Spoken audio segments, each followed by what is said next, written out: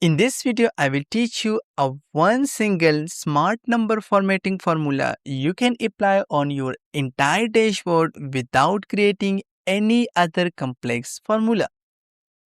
For example, in this dashboard, I have a simple data sheet. We have created a two pivot table, and from those pivot table, I create this entire dashboard.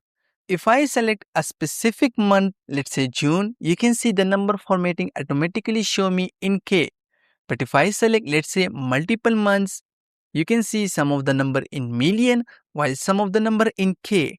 And not only this, if I select, let's say, a day option here and select a single day, it will show me in normal number formatting and also some of the number on K formatting. So it support normal number formatting, K formatting, and also a million number formatting if a value exceeds a million. How we can apply this simple number formatting formula, I'm going to teach you each and everything in this video. Consider we have this two number formatting formula. The first one without any dollar sign. If you want to add any other currency symbol, you can add those as well. First, I will show you how to apply on your KPI card. I'm going to simply copy this value, hit Ctrl C, select all of your KPI card, click on number, custom, and simply hit Ctrl V and hit OK.